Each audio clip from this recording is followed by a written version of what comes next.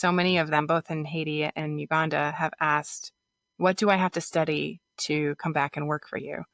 And, I really feel like that, who better could you have work for you than someone who's come up and through the program and been supported by the program. And so I've told them, you can study anything you want because we have so many needs, and we're committed to supporting you as long as you want to go to school. And it's really been an evolution where I could not have predicted where it is now, but we're doing the best we can to provide for the needs that are in front of us.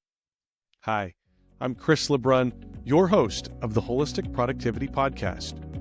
As someone who's never been afraid of dreaming big and going for it all, I often find myself with a lot on my plate.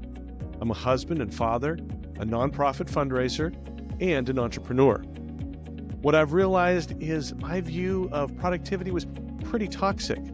After decades of believing that in order to do more, you had to work harder, I began to see productivity as this beautiful thing. Holistic productivity is the idea that you can accomplish your professional, personal, and purpose-driven goals in a healthy way, and doing so will make you happier and more fulfilled. Join me each week as we break down myths about productivity, share practical tips for maximizing your time, energy, and focus, and hear from others about their productivity journey. This is the Wholistic Productivity Podcast. Thank you so much for being here for this episode of the Wholistic Productivity Podcast. My name is Chris LeBrun. I'm the host. I'm a productivity coach, and I am just so glad that you are here. Everything that we do, every decision that we make, no matter how big or small, affects our future in some way, shape, or form. Some decisions are big, some decisions are small. They have different size of impact, but I believe everything that we do, every decision we make, either takes us further away from our goal or brings us closer to it. And I certainly hope that listening to this podcast is bringing you closer to the goals that matter most in your life. Again, I do this. This is all part of my goal to help you dream big, plan smart, and live fully. So again, thank you so much for being here. We've got a fantastic guest for you today. It's somebody that I have worked with in the past. We're going to talk about what she is doing now. My guest today is Lauren Lombard. Lauren is a quiet but mighty force in the world of international development. She has spent the last 15 years working in humanitarian aid and international development, but her heart for service really began at a much younger age. After raising money and helping build an orphanage in Zimbabwe at the age of 16. While still a teenager, she spent a year as an assistant house mother in a Romanian orphanage. Lauren's professional experience covers almost every role associated with international development and nonprofits, including marketing, communication, fundraising, and leadership. During the pandemic, she launched a nonprofit food truck in the Minneapolis area, serving meals to people who were struggling. In 2021, she founded Educare Now, a nonprofit serving children in Haiti. And in 2022, Educare expanded into Uganda, and the next year, 2023, they expanded again into Tanzania. Lauren is currently the Vice President of Marketing and Communication for Caption, a company that creates inclusive technology for museum exhibits. Lauren's drive to make an impact in her professional, personal, and purpose-driven areas of life is an inspiring testament to what we can do when we follow our dreams. Lauren, it is so good to see you again. I loved talking just a little bit before we started the show. And, thank you for being here. Appreciate it. It's wonderful to be here. It's been a long time, and it's great to reconnect with you. Has been a minute. We worked together for about 3 years, I think, 3.5 years, something like that, at a international NGO. And, that was, again, it's been a number of years. I always joke that no one grows up wanting to go into fundraising, but reading your bio, maybe you actually did. I don't know. At what age did you know that you wanted to go into nonprofit work, or what was that like in those early years? I don't think I had a clear vision for most of my growing up years and even into college. I was looking at various different directions, and I knew that I wanted it to center around service, and I didn't really know what that looked like. And it was not really until I graduated that I realized that I had a real passion for international development and for helping communities that were rebuilding from disaster and that needed support in education and livelihoods in a variety of different ways. And I really wanted to be part of that solution. And my first job was really in fundraising. And I fell into that because I had already had a lot of experience in fundraising, not having looked for it, but just finding ways to help support the things that I was doing. And then that over the years kind of amassed some experience even before I had graduated from college. And so then I found myself in a role that felt very natural, and like all these different areas of my life kind of came together in the same place. We're going to talk more about all of the different things that you're involved in, but you've got a lot going on. In addition to your C-suite role, you're running a nonprofit that works in 3 different countries. How do you stay organized? How do you structure your day? How are you staying on top of it all?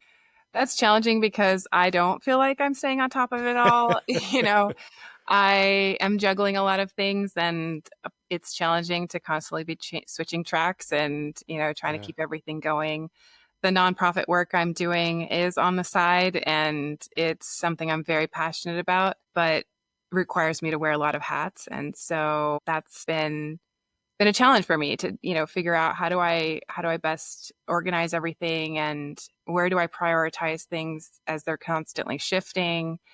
And I can't say that I have it all perfect at all, I don't but think anybody does. but one of the things that I have really valued is just writing things down, and then from there figuring out what the priorities are. I know that's something you talk about a lot, is write down everything and then figure out, what your goals are and what the priorities are. And that does help. And, with advancing technology and having the ability to record things that I need to remember later, and, all of that has been helpful as things have grown too. It's a process. It's an evolution, but we're making it work. So I have a love-hate relationship with technology because I absolutely love writing things down, but the technology has things that, your paper can't do, right? it Your makes things paper can't, easier in a lot of ways. yeah, it can't set an alert, a reminder. It can't do repeating things. So I feel that tension, of like, I want the tech, but I love the paper. So, I think I'm going to do an episode someday just on that topic, kind of looking at the pros and cons of all of that. But yeah, it's, I think we just grab onto whatever we can, right? And that's helpful. Talk Yeah. about your role at Caption. I know it's a new role there, but what are some of the things that the company does, and how do you support them in your role there? So the company is technology for museums. It originally was something that was a solution for the founder who has low vision, and he has a background in tech and felt like this was something he could solve. And then it has now evolved into something that translates and provides back-end analytics for the museums. And it's something that has the capacity to really enhance every user's experience. And so we're shifting from it being framed as more of an accessibility tool to something that helps the museums connect with their audience better and help improve that experience, as well as give them more information about who it is that's visiting and how they're navigating the space as well. So it's basically like enhanced QR code that it's NFC technology. So it's like radio frequency, and it pulls up the information about the art on your smartphone, and it pulls it up in whatever language you have it set to if you have the app. And it also is something you can take with you, that when you go home or if you need to sit down somewhere else, you can read the content or revisit the content. and it allows for more than what would be on the walls. So not only is it in any language that you need, it allows for photos and videos and other information to be embedded into that, and gives a lot more context to who the artist is and what is also similar art that's from that time period, or anything that you want to put in it. Yeah. And we're really starting with art. It could be applied in so many different ways, but we really want to see it succeed in this space and grow. So we're currently in 8 museums. Currently in 8 museums here in the Twin Cities area. And we just signed a pilot for the largest museum in the state. And I'm hopeful that that will turn into a full museum contract come January. But we're small, we're growing. And my role with them is in marketing. I got connected with them by chance. I was in a museum that they had just rolled out, and I really loved what they were doing. And next thing I know, I was asked to help spearhead their marketing. Yeah. And we're a small team. It's still, still very much young and growing, but it's exciting to be part of. And I love building things. So that's part of what's been fun for me. No, and I think, being there at that ground floor, what an amazing opportunity. That's where the excitement is, to get to build and to shape. I love the accessibility portion of it, just because I know that there's a need for that. But I think I love even more in some ways that I can be served by that as well. One of the challenges I have in museums is you want to look at everything and you want to read everything. But if you're on a time schedule, this is kind of great that I can dig in a little bit later afterwards. I love that. And the idea that maybe someday I could take the Mona Lisa home with me, right? That would be, yeah. That would be incredible. No, I love that. And what a neat thing to do and to be able to grow. Yeah. We were recently talking about the Louvre because the staff has all been revolting from the lack of support, and we're like, if our technology was there, we could help reduce the need for all the staff that's kind of being spread thin right now. But I also really love supporting accessibility, and it's interesting to see how it requires it to have a broader application for it to have as much of an impact for the accessibility community. And when the initial conversations I had with the team was around this, because there have been many solutions that people come up with for accessibility, but it's not until it has a broader adoption. Like Kizik's shoes, for instance, they're the shoes that you can step into, and it was initially something that could really help, and something that the first thing I thought of was people who have cerebral palsy or, have a limited ability to put on their shoes. It wasn't until it was promoted for lazy people, and you don't have to stop and tie your shoes, and you don't have to, bend over. And then everyone saw a need for it, and it had the, more people buying it, and they were able to make it more cost effective. So sometimes, thank goodness for lazy people. Sometimes that is what it takes, but I love seeing ways that it helps people with various abilities, and this helps people with, English is not their first language, and people with mobility issues. But I really see it as something that enhances everyone's experience. And so that, I think, is something that the museum can get behind. And it's not just checking a box of like, we did something for accessibility, but it's something that can benefit everybody. That's awesome. That's awesome. So we're in the middle of the pandemic, and you say, hey, you know what I should do? I should start a food truck. Have you ever had a food truck before? I think you're a good cook. I think I remember that, but have you ever done anything in terms of massive food truck service scale type of stuff? Not at all. I have very limited experience with food. I've had, some small interactions here and there with like a food truck or other people working food trucks and stuff like that, but not like I was in charge of anything. And with so much in my life, I feel like I was not headed in this direction, and it seems like the next right step. And I had friends that had run a restaurant here locally, and we had been talking about ways that we could help support the needs in the area that were directly impacted and resulting from the pandemic. And the next thing you know, we started an organization, and it got fast tracked because it was pandemic relief. And within 2 weeks, I think we had our nonprofit status, which I've been through that process multiple times. And so I know that that is not normal. And we got it just in time to apply for some funding that was some grant money that was available. And then that helped us launch. And next thing you know, we had hired like 12 people to help run the kitchen. We had a kitchen we were renting, and then the food truck. We were serving out of everyday hot meals and delivering food to families that couldn't come to the truck. And we were in different neighborhoods every day and trying to, reach all of the people that needed it most. And yeah, it was a wild ride.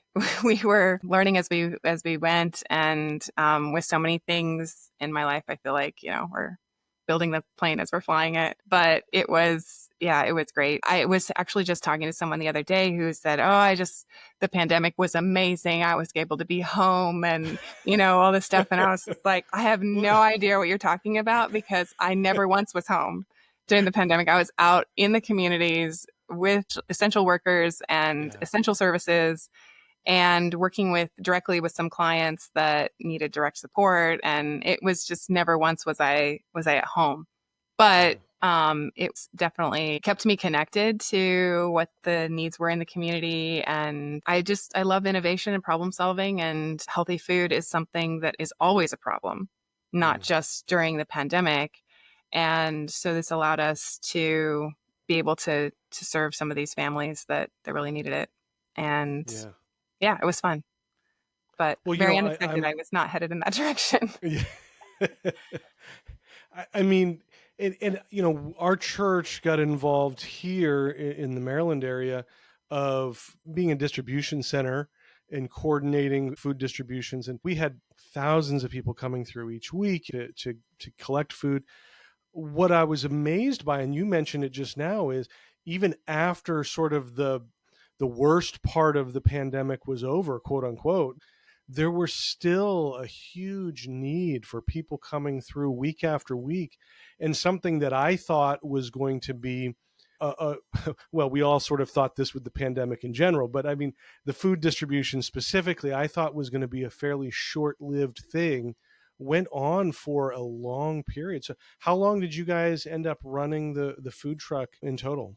We ran it for 2 years, and then we donated the truck to another organization that is doing similar work. And I had, in that period of time, had started another nonprofit, and it really needed more of my focus. And so we ended up shutting down the work we were doing with food, but the legacy lives on with another organization, and the truck is with them. That's fantastic. So, yeah. That's great. Let's talk about Educare Now, because that's the other nonprofit that you have started. That came from, I think, your previous interactions with Haiti and just a love for that country. Tell me about that. So my first time visiting Haiti was after the earthquake in 2010. So 15 years ago. I have a background in disaster response, and I had been looking for a job, and the disaster hit, and I felt like I wanted to do something to support. And one of my friends was going down to do some filming, and she's like, "You can come with me, and you can support." And I said, "Well, if I'm going down, I want to stay for longer." And I ended up connecting with an organization that asked me to stay on and help coordinate teams coming in to do disaster response and medical work and other things. And so I ended up staying down there for 2 months, that initial trip. And it just had a real impact on me. It was the first post-disaster situation I'd been in, and there was so much need. And I became really, really good friends with some of the people that lived there.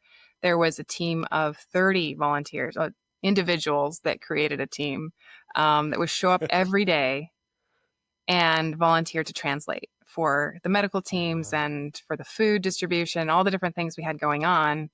And they were students in the area whose schools had been destroyed, and they were showing up every day to see what they could do to support. And we became friends. And one of those friends, his name is Leo, he ended up getting sponsored to come to the US and go to college, and then went back. And really, initially, we had started doing some small things. There was three of us that had started an organization locally that was doing disaster response training and community surveys to figure out what are the needs in the communities and how can we better support them. But it was very minimal, and I was very, very busy. I ended up, right after I got back, getting this job that took all of my focus, and I was traveling all over the place. And so it became challenging for me to really feel like I could support the work that they wanted to do in a meaningful way. But I still very much cared about it, and I had told them that I would help advise. I could be on the board. I could, help with things, but I couldn't be as directly involved. And so that eked along for a while. And then after Leo returned to Haiti, he just had this renewed desire to really do something. And education had been what had opened doors for him. And the fact that he spoke several languages, and the fact that he was able to, support in different ways, he felt like education was something that he really wanted to focus on. And I felt like I needed to be more involved for this to be a success. And so finally, after, kind of some debate, we ended up launching that at the end of 2020. And it was something that we didn't have any funding for. And so we were trying to figure out what can we do with no funding. And we decided to do tutoring for students that were taking their national exams. Every 3 years, students in Haiti take national exams. And if they can place better on the exams, they have more opportunities for what schools they go to and have scholarships that are available and things like that. And so we felt like this was one small way with no money that we can help boost their opportunities. And we took underachieving students that had a lot of promise but didn't have the funding for school, or just different hardships at home. And those students ended up getting the top scores on the national exams, and they became the top students in their classes. Wow. And the next year, and every year since then, all the students in our program have the top scores in their classes, which is not something we require for them to, be super high achieving. We do require them to keep their grades up and to apply themselves. But we also wanted this to have a leadership track, because we feel like so many of the challenges that we see worldwide are due to lack of leadership. And we want our students to help impact change for the long term. And so to be part of the program, the students have to problem solve needs in their community. They have to mentor kids that are younger than them. They have to do community service, and they have to keep their grades up. And the students have been so motivated, and it's just been really amazing to kind of see how things have evolved, because again, we had an idea of something we wanted to do. The original dream that we've talked about ever since 2010 was building this state-of-the-art science and technology complex in Haiti. Because nothing like it exists. And most of the schools in the country don't have science labs, computer labs, libraries, things that are essential for a complete education. And so we felt like if we could build a center that all of those schools could access, our science labs and libraries, which has now evolved into also robotics labs and innovation labs and other things that we want to do. This is still a dream, but that was kind of what started it all, was this dream of something to support education. And then it's just kind of taken on a life of its own, and it's gone places that we didn't envision. And it has been really exciting to kind of see that evolve. Yeah, for me, when I heard about the STEM aspect of it, that's not what you typically think in terms of the education that an NGO is providing in a developing country, right? I mean, it's more usually the basics, but I love that you are kind of going beyond that because, STEM brings in so much of the logic and the reasoning and the decision making. And I think that is, missing in a lot of even US programs. And so I love that you're doing that. And what has that program looked like? What has the success of that program been? So again, that was something, someone donated a used robotics kit at the end of about the time we were starting. So the beginning of 2021. And we just threw the kids into a crash course of like learning how to use this while we're also learning how to use it ourselves because we didn't have a background in robotics. 2 months into that program, threw them into a competition. So we receive this used robotics kit, we throw them into a competition, and they're so green. And they had not been in a spelling bee or in anything. They didn't know how to present themselves. And so they lost points on two main areas. One, their presentation skills, which were two to screens because the judges were remote during the pandemic, which is already hard. And two, the kit we had was old and couldn't be programmed to do some of the commands fast enough that they needed. And they still placed fourth in the competition. Wow. And so we really felt like, okay, if after very minimal training and poor technology in equipment, they really have a chance to win this. And so we planned for that whole next year. If they win, they are invited to the international competition in Houston. And if they were to, that's just a month between the Haiti competition and the US competition. And it's not enough time to try to figure things out after they win. Right. So we have to plan for them to win and have their passports ready and have their immunizations and have their visas and everything. Wow. And we got the community involved. It has been a community effort from the beginning. The community did a fundraiser with food. We got the parents on a payment plan, $10 a month to pay for their passports. We got their immunizations, and they came into that next competition with a lot more preparedness. That someone had donated a new robotics kit. They had all year to train with it, and they completely knocked it out of the park. Like it was they won by a landslide. And so we were like, okay, we think they can do this, but it's up to them. Like we're not driving this at all. It's been them running headlong into every opportunity that's put in front of them. Yeah. We were not able to go to Houston because we were not able to get visas. And now it's completely off the table. And so we've been on a waiting list for 3 years now to get those visas. And we paid for them and everything, but it's just been a very difficult situation. Yeah. So our organization has also, evolved as the situation around us has evolved. And in 2021, July of 2021, the president was assassinated. In August of 2021, there was a devastating earthquake in the south of the country. And because of all the instability in the country due to the shifting government issues and the gangs taking over and all of that, a lot of the organizations that were present and on the ground had policies in place that prevented them from responding to disasters. And we're seeing our program is in the South, and we're seeing, the devastation all around us.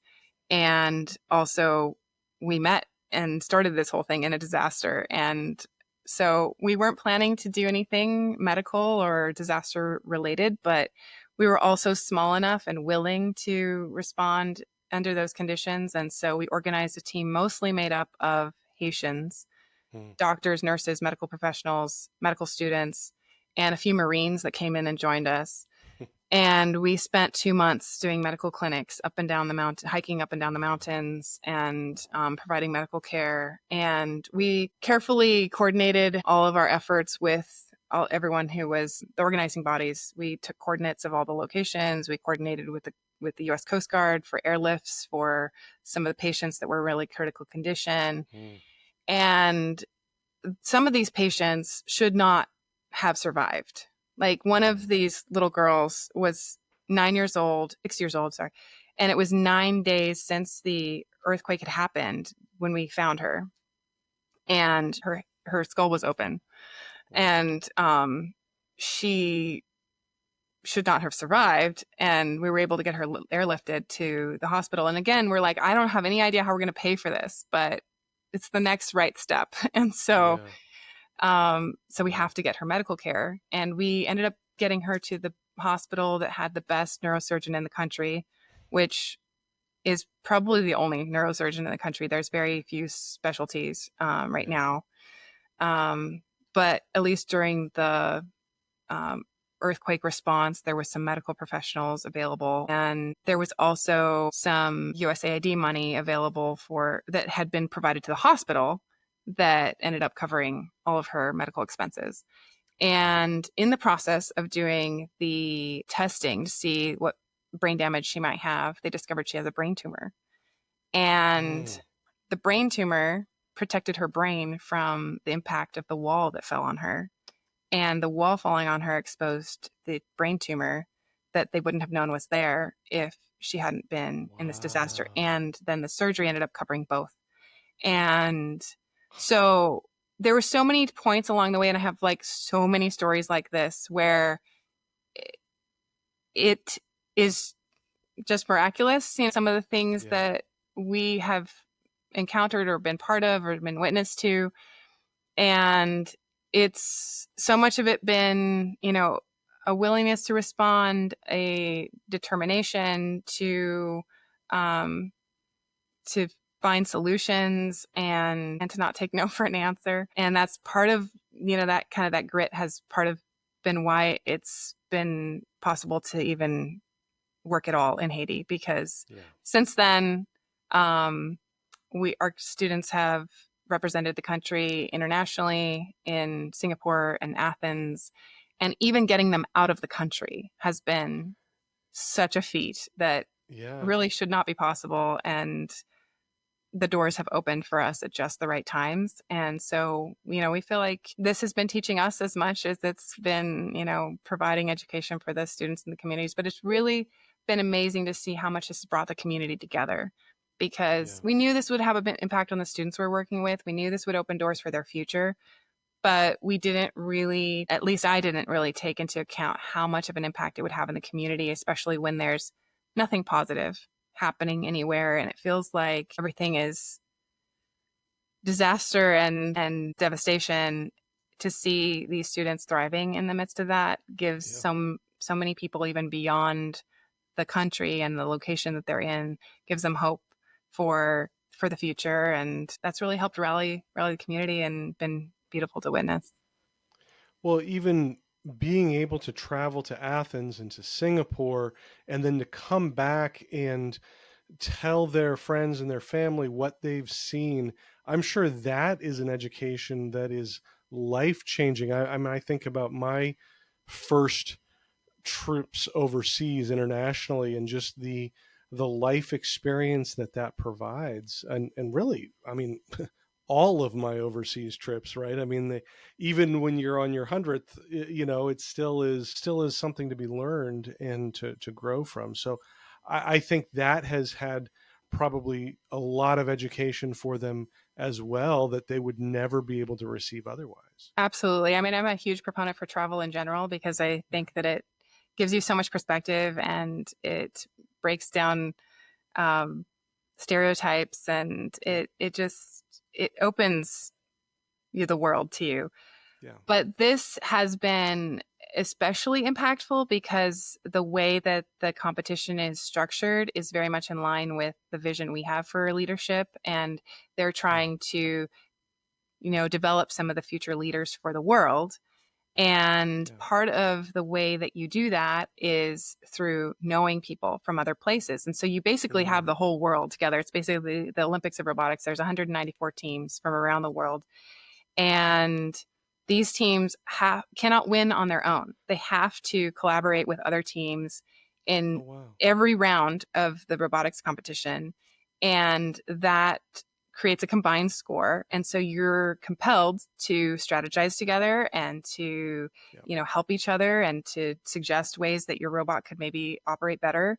And it encourages the kids to talk amongst themselves. And I have worked with an international peacekeeper named Porg O'Malley, who was involved with helping establish some of the North Ireland Peace Treaty, and he worked with Nelson Mandela, and he told me that the real thing that breaks down barriers is people knowing their neighbors, knowing each other, and that makes all the difference in actually building alliances, building bridges, building the future. And so to see these students from countries that are actively at war with each other, Russia and Ukraine working together, and Palestine and Israel kids working together, is just, it gives me so much hope that, maybe what we're seeing right now isn't going to be forever. Like, maybe there can be leaders down the road that can find ways to work together and to not constantly tear each other down and be at odds, but to find solutions. And so, it's bigger than just the travel. It's the exposure and the fact they now have friends from all over the world, and they have, that experience to help motivate them to do more with what's in front of them. And they really have done that. That's awesome. So how do you expand from this work that is concentrated in Haiti to now include Uganda and Tanzania? That, again, I think I didn't really know what I was getting myself into. And I mean, definitely didn't, but I'm sensing a theme. I don't know, glutton for punishment, I guess, but it's working, and that's it's working key. And it's beautiful and it's chaotic and messy, but it's also giving a lot of insight into, the lives of people in different places and making connections across borders. And it's just, even between our teams, seeing, I actually was just in Haiti the week before last. And the fact that they kept talking about wanting to meet the kids in Uganda and work with them and do a student exchange, and just really having that support has been really neat to see. But it was through social media, really. There was some people I was connected with that were working with kids in Uganda and requested for us to expand the education program, what we were doing in Uganda. And I really loved, what they were doing, and just kind of had developed a relationship over the past year and a half or so, just on my own, before kind of thinking about engaging the organization. But in that period of time, realized that these kids didn't have a safe place to live. And in order to help support their education, we needed to solve that first. And so initially it sounded like a super simple thing. It's going to be a small budget, and, we'll get something figured out. And then I ended up going to Uganda, and I had bought a piece of land sight unseen, just a plot of land in Uganda, before going there. And then I get there and I'm like, oh, this is never going to work. It's way too small. We already have all these children that we're supporting, and they're never going to fit in here. And so just because they're used to surviving and making it work doesn't mean that is a good long-term solution. Right. And so we went back to the drawing board, and we decided to look for a different piece of land. And we bought a 3.5 acre, almost 4 acre farm. We're starting a sustainable farm, and we have a house we're building there, and it's only half built. It's a work in progress, but we have a well, we have power connected, and we had a team come out last summer to help build the walls. And it's just been really beautiful to see the community come together and help support this endeavor that, it's a moving target. And it's amazing, even in a developing country where a dollar goes a long way, when you have 36 children that you're supporting, all of their education of food and transportation and clothing, it does add up. So still working to try to get more of that long-term, the ongoing funds covered. But we've had a lot of support come in for the build and for the work we're doing there. And that's been so encouraging to have that vote of encouragement and support for everything we're building. And then same with Tanzania. I had someone in my network that was working there and had asked me if I would help to support a project that was helping create livelihood support. And I said, that sounds amazing. Send me a proposal. And it was like a $20,000 project. And I was like, love it. Don't have the funding for it. Can you come up with something else? Yeah. And at the same time, someone sent in funding that was earmarked specifically for the type of proposal they had sent me. And so it ended up kind of expanding into Tanzania. And now we have a tailoring program there. We're teaching girls to sew, helping them start businesses, and they're also giving back to the community by making uniforms for the local schools with their final project. And so that's been really neat to see. We drilled a well there this year in a Maasai village, and the uniforms that we made were for that same school. And so we visited, and the kids sang and in Maasai, and it was just so beautiful and moving to see. It was just 60 of the 700 kids there that all need uniforms. But we had the teachers choose the ones that were most in need. And it's hard. It's hard for me to be there. It's hard for me to not want to do more. And I'm trying to like stay focused on like, this is what we can do right now. And in order for this to be successful and to really support these children the best we can't expand beyond that. But when you're faced with it, on a day-to-day basis, and every day I'm talking to, all three countries and problem solving things. And there's always something coming up. We're now taking care of 3 young moms and their babies and different medical issues that come up that we're also helping support. But yeah, the last time I was there, 3 people offered me their baby when I was in the market. And they just know or have this confidence that I will educate their child and that their child will not want for food. And maybe that someday that child will come back and help support their family. And it's just hard for me to see people having to make those kinds of decisions or feel like they're in a desperate place that would even come to mind. And so we're doing the best we can to meet the needs that are in front of us. And the kids are thriving. And so many of them, both in Haiti and Uganda, have asked, what do I have to study to come back and work for you? And, I really feel like that, who better could you have work for you than someone who's come up and through the program and been supported by the program. And so I've told them, you can study anything you want because we have so many needs and we're committed to supporting you as long as you want to go to school. And so we have kids that want to be doctors and teachers and engineers. And so we'll see where they go. And it's really been an evolution where I could not have predicted where it is now, but we're doing the best we can to provide for the needs that are in front of us. And we're also looking to create long-term sustainability so that we're not completely dependent on donor funds forever. We started a farm and in both Tanzania and Uganda, something small just for the house in Uganda. And looking at other ways that we can, build in some income, but it's slow. And so, I feel like I want to be so much farther ahead and have the house built already and have the kids move in. But I have to stop and reflect that, that we have done a lot in 4 years and there's still so much that we're building. But I learned so much from these kids. Like, when I was there last, the kids wanted to know about the house we're building and what it's going to look like. And they're most excited about the dining room because they've never had tables and chairs.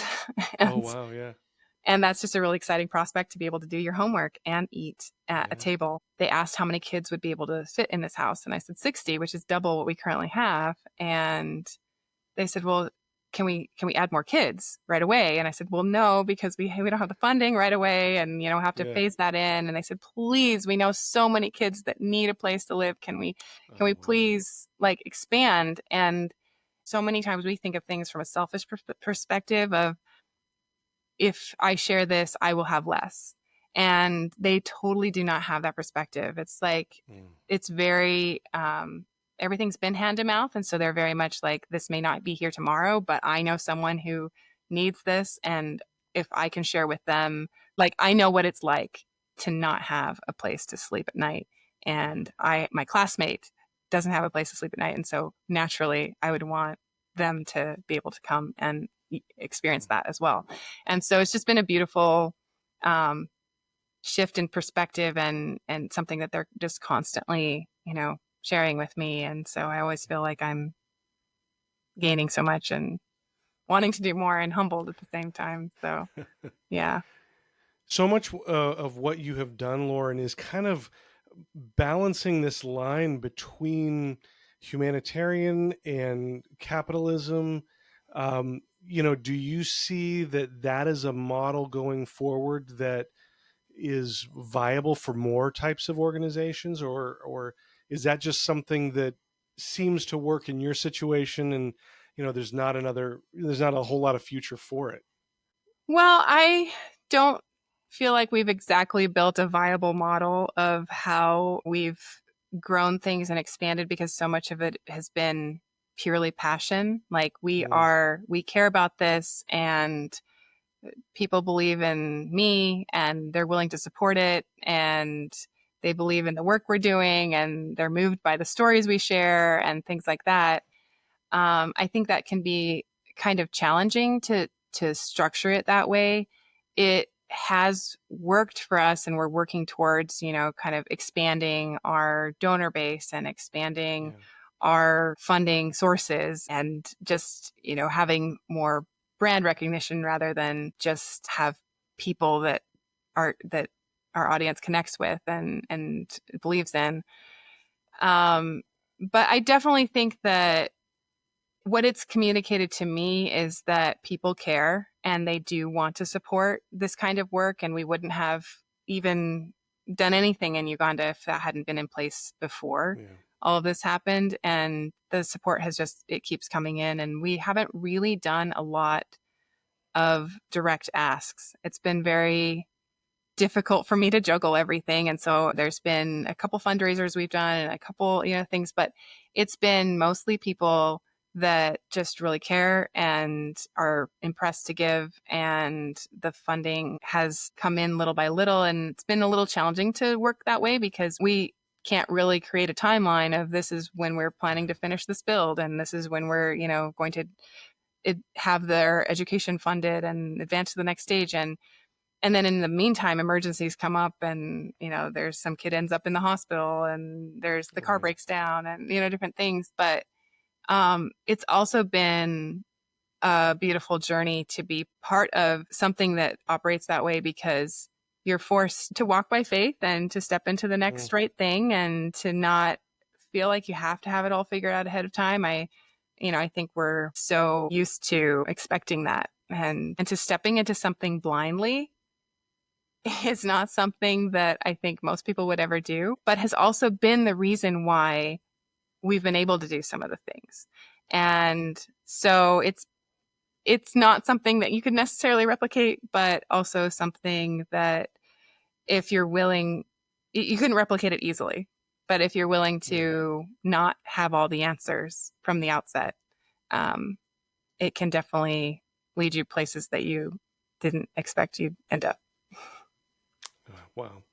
Well, this has been amazing. I've loved hearing about all these stories. So inspiring. We end every interview by asking some questions. Now, these were inspired by James Lipton, host of Inside the Actors Studio, and it is based on the Proust questionnaire. So are you ready for these questions, Lauren? We're going to ask them rapid fire.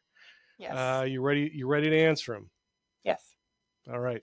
Number one, what motivates you?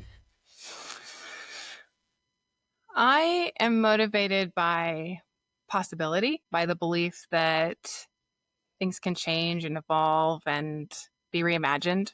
I think I'm kind of drawn to problems and problem solving, and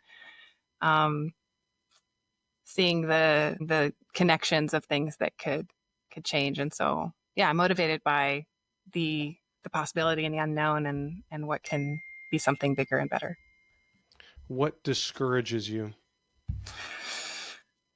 I am very discouraged by injustice. I think it is something we see all around us every day, and even more so with the news and social media, and it's just kind of in front of you all the time, and it weighs heavy on me. and I want so much for a more just and compassionate world. And I know I can't fix everything, but I believe that we're capable of better. And I think that is something that keeps me going when things feel really heavy. One word that describes you at your best. I would say energized. I think that when I feel rested and centered and my purpose is in focus, that I have energy, and that's when I'm most creative. And I thrive when everything is connecting and that I'm plugged into work and vision that really matters. One word that describes you at your worst. I think stuck would be the word that I feel describes me at my worst, because when I'm stuck, I feel tired and disconnected and non-creative, and I lack clarity, and everything can feel really overwhelming. And so much of that is a frame of mind, or a kind of a place we're at emotionally and mentally. But also it can come from burnout, and sometimes we spread ourselves too thin, and so I get stuck at times. Other than family or work, what gives you purpose?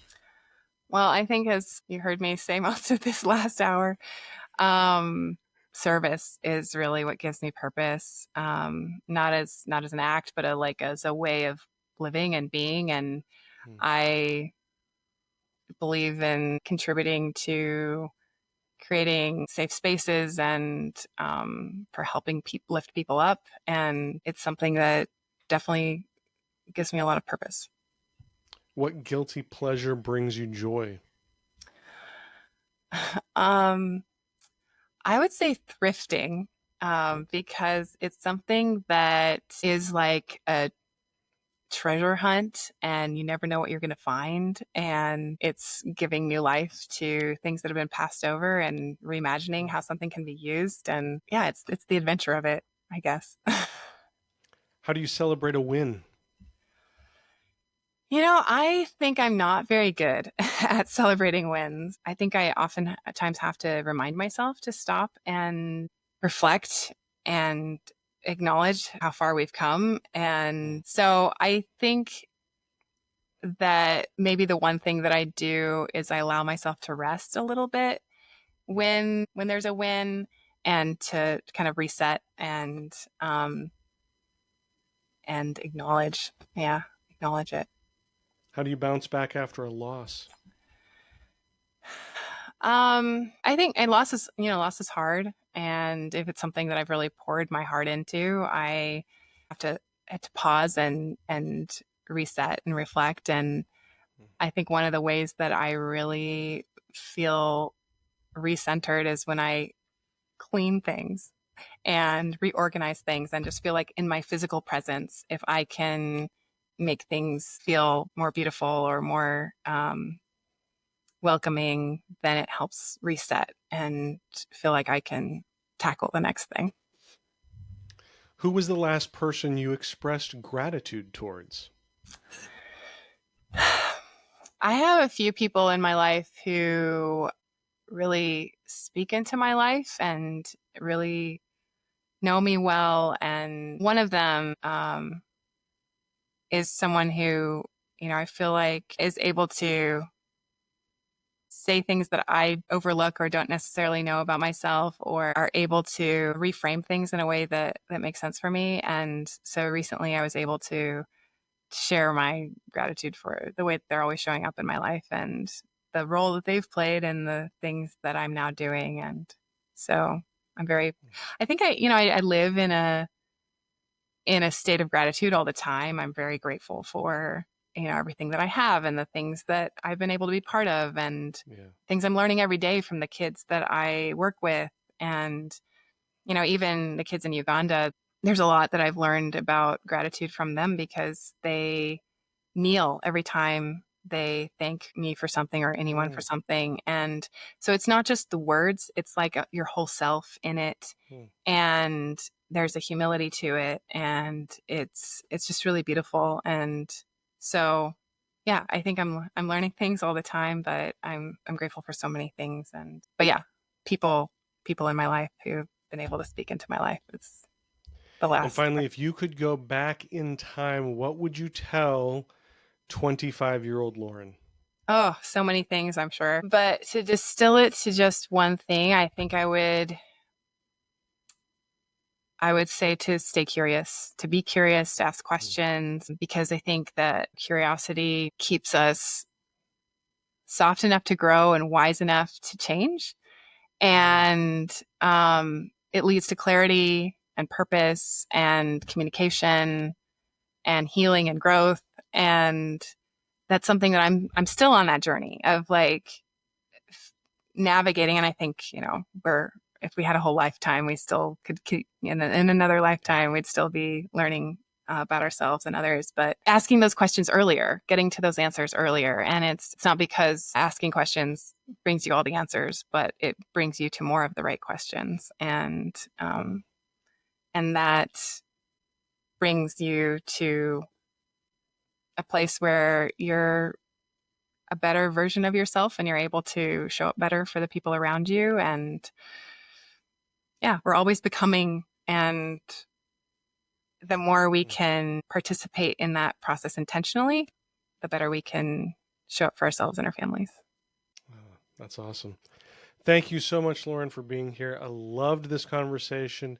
And we're going to put in the show notes all of the ways that you can connect with Lauren, all of the ways that you can find out more about the organizations that she's working with, and even links for how you can support some of these programs that she is involved in. Again, thank you so much for looking at those and considering that. But Lauren, I just want to say again, thank you so much for being here and sharing part of your story with the listeners.